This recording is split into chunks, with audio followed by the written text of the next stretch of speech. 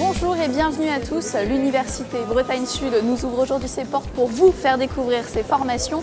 L'UBS fait partie du top 3 des universités françaises qui insèrent le mieux ses étudiants sur le marché du travail. Vous allez découvrir comment grâce à cette émission.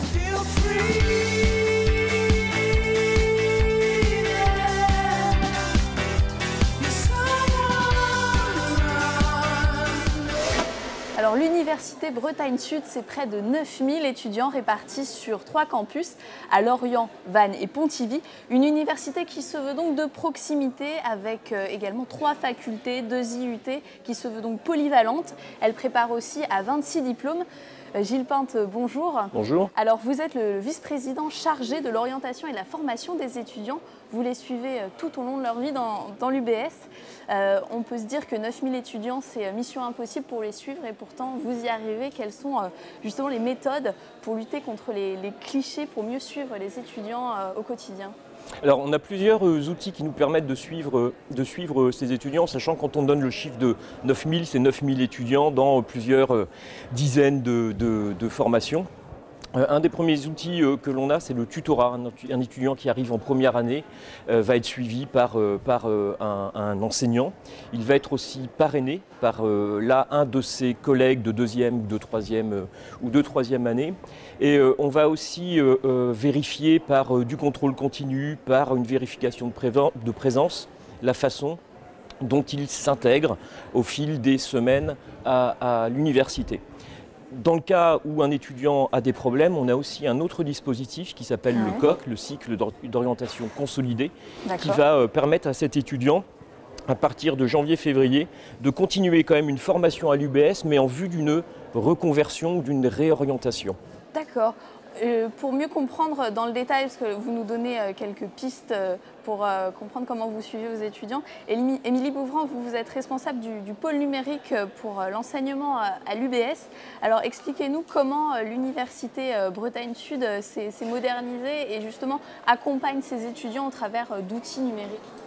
Alors effectivement, on est dans l'ère de l'université numérique et nos enseignants expérimentent auprès de leurs étudiants différents dispositifs dans le but de favoriser les apprentissages et toujours dans la visée d'améliorer la réussite de nos étudiants au sein des parcours.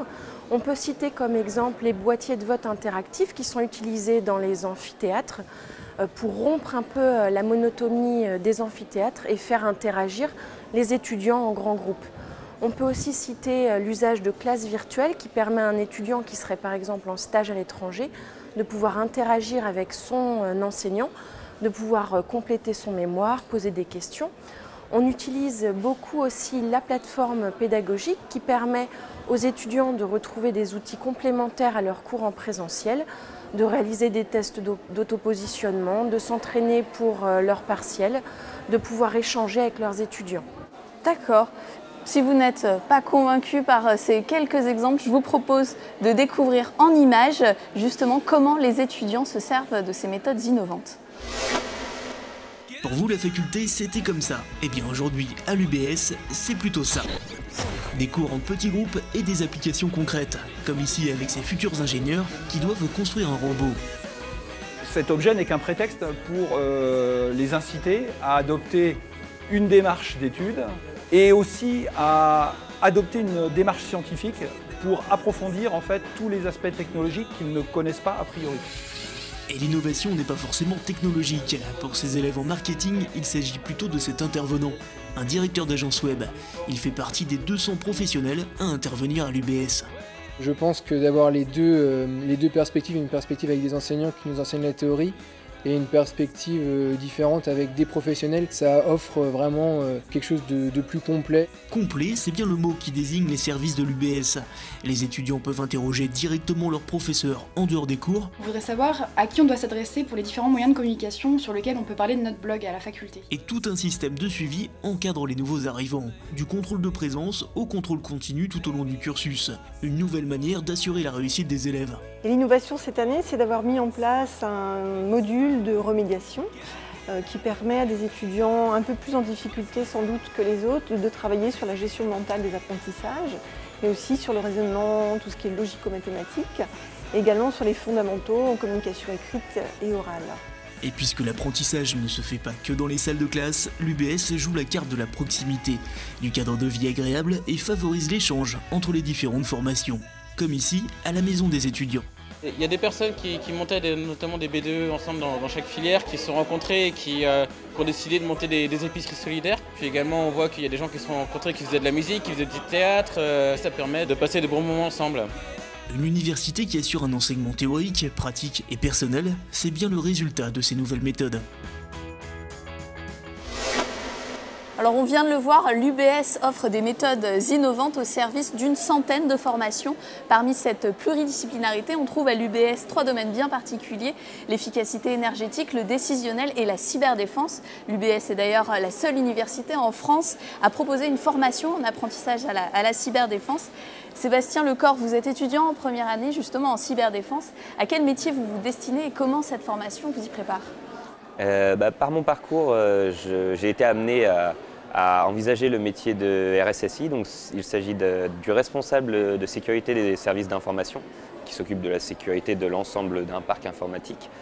La formation, elle m'apporte le fait qu'elle ait été créée par une quarantaine d'entreprises, dont Orange, Alcatel, un certain nombre de grandes entreprises françaises. Et pour les entreprises. Ce sont des besoins qui ont été définis par les entreprises et par l'ANSSI, l'agence qui gère la sécurité au niveau du territoire aujourd'hui. Et c'est essentiel pour l'ensemble des entreprises en France et ça permet une formation très diverse sur ce domaine. D'accord, alors on voit c'est un domaine extrêmement précis et pointu, mais il existe bien d'autres métiers qui recrutent et qu'on ne connaît pas et auxquels l'UBS prépare. Donc Sophie Thomas, vous êtes étudiante à la faculté des lettres de Lorient en master en aménagement et développement du littoral. C'est un master professionnel qui forme un panel extraordinaire de métiers, que ce soit au comité des pêches ou dans une association environnementale. Vous, à quoi est-ce que vous vous destinez et comment ce master pluridisciplinaire vous y prépare ? Alors c'est vrai que moi j'ai pour ambition ensuite de passer un concours de la fonction publique territoriale auquel le master nous prépare, notamment au travers des cours liés à la finance locale ou liés au droit, droit européen. Et ensuite, j'aimerais pouvoir être chargée de mission au sein d'une collectivité territoriale, notamment la région. Ce serait l'idéal, puisque j'aimerais travailler sur des projets de coopération interrégionale sur les notions et les problématiques de gestion de l'espace littoral. Ce serait vraiment dans ce domaine-là que j'aimerais me spécialiser. Et le master, faut savoir qu'il prépare aussi bien des personnes qui vont travailler dans le privé, comme vous l'avez dit, ou alors travailler auprès du public, donc des collectivités locales, ou alors travailler au sein d'associations qui vont soit participer ou contrecarrer certains projets liés justement à l'aménagement du littoral. Alors ce master est professionnalisant par ses stages, mais c'est aussi un master professionnalisant par les réseaux étudiants. On va voir tout de suite un reportage qui montre comment les anciens étudiants parrainent les nouveaux. Cet après-midi à la faculté des sciences de Lorient, c'est la remise des diplômes de la filière énergétique. Mais avant l'obtention du précieux document, les anciens étudiants sont invités pour livrer leur expérience professionnelle. C'est vraiment l'expérience qui vous permet un peu de vous vendre sur le marché du travail. Simon notamment est venu témoigner. Alors qu'il se destinait à des études courtes, il a été séduit par la filière énergétique de l'UBS jusqu'à en faire un master sciences de l'ingénieur à Lorient, qu'il a terminé en 2012.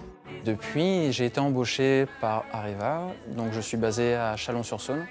Je travaille dans un des centres de R&D du groupe. Et ce qui a fait, entre autres, la différence pour ce poste, c'est mon cursus. Puisqu'ils ont été intéressés par la vision d'un universitaire par rapport à celle d'un ingénieur, mais tout en ayant la technicité et l'expertise qu'a pu m'apporter le doctorat. Ça, c'était évident. Le doctorat m'a spécialisé et à la fois, j'avais ce recul que j'ai pu avoir grâce à la fac. Et oui, l'insertion professionnelle de la faculté, ça fonctionne, et en partie grâce à un tel événement.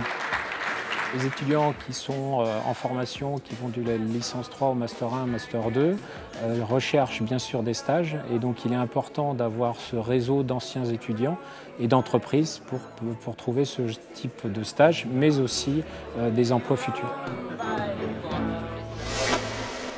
On l'a donc vu, l'université propose des formations qui préparent de façon pratique à des métiers où les débouchés existent. Pour preuve, l'université est dans le top 3 des universités françaises qui préparent le mieux à l'emploi. C'est également la 14e sur 80 en termes de taux de réussite à la licence.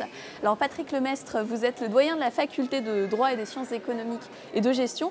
C'est une faculté où les étudiants sont nombreux, 1900 inscrits. Vous leur proposez une carte de formation justement derrière lesquelles il y a forcément de l'emploi. Comment est-ce que vous les préparez, sinon de façon concrète, à l'insertion professionnelle? Donc au-delà de cette carte de formation qui débouche nécessairement sur des emplois, nous avons un processus de relation avec les entreprises qui est relativement puissant. En effet, nos étudiants, quand ils rentrent en 3e année chez nous, qu'ils vont faire 3 ans L3, Master 1 et Master 2, vont passer sur ces 3 ans 1 an en entreprise. Au-delà de ces périodes de stage qui sont professionnalisantes et très longues, nous avons aussi la possibilité de leur permettre de découvrir l'entreprise au travers de projets professionnels. Et tout au long de l'année, ils reçoivent un certain nombre de cours, d'enseignements assurés également par des professionnels. En effet, nous avons 200 intervenants extérieurs qui assurent des cours tout au long de l'année dans nos formations. Alors Frédéric Bédel, vous êtes le doyen d'une autre faculté, celle des sciences et des sciences de l'ingénieur. Quand on dit ingénieur, on pense aux écoles privées, mais dans votre fac aussi, on peut devenir ingénieur et un ingénieur immédiatement opérationnel. Expliquez-nous votre approche. Bien sûr, bien sûr. Le fait d'être ingénieur, c'est une reconnaissance de l'entreprise et nos étudiants à Bac+5, donc qui ont un master, deviennent pour un bon nombre d'entre eux ingénieurs. L'entreprise en fait a des fonctions à mettre en œuvre. Nous les préparons à ces fonctions d'ingénieurs et donc ils peuvent directement dans différents secteurs, en informatique, en biotechnologie, en mécanique, en énergétique, devenir ingénieur dans beaucoup d'entreprises. C'est ce que confirment d'ailleurs les taux d'insertion de notre université et faculté aussi d'ailleurs, comme vous l'avez précisé tout à l'heure. Et quels sont justement ces taux d'insertion pour votre faculté? Alors en faculté des sciences, on avoisine les 100% dans la plupart des filières et je dois dire même que dans beaucoup de filières, on aurait plus d'étudiants, ils auraient tous aussi une insertion. On en est quelquefois rendu au stade où les entreprises qui cherchent une insertion viennent au début de l'année du Master 2, la dernière année, pour chercher un stagiaire, sachant que si elles n'en ont pas, elles n'auront pas d'embauche possible. Et donc on est même quelquefois rendu à faire des roulements entre entreprises partenaires. Et vous alors, Patrick Lemestre, au niveau de l'insertion dans votre faculté? Le chiffre est de 96%. 96% des étudiants chez nous, 30 mois après leur diplôme, ont un emploi. Nous sommes classés 3e, la première université est à Clermont-Ferrand, la 2e université est en Paris 1. Merci à tous les deux d'avoir participé à l'émission. Merci. J'espère que cette visite de l'Université Bretagne Sud vous aura aidé dans votre recherche. Si vous souhaitez vous y inscrire, vous pouvez le faire sur le site internet Admission Post-Bac. Merci à tous de nous avoir suivis et à très bientôt sur TV Sud.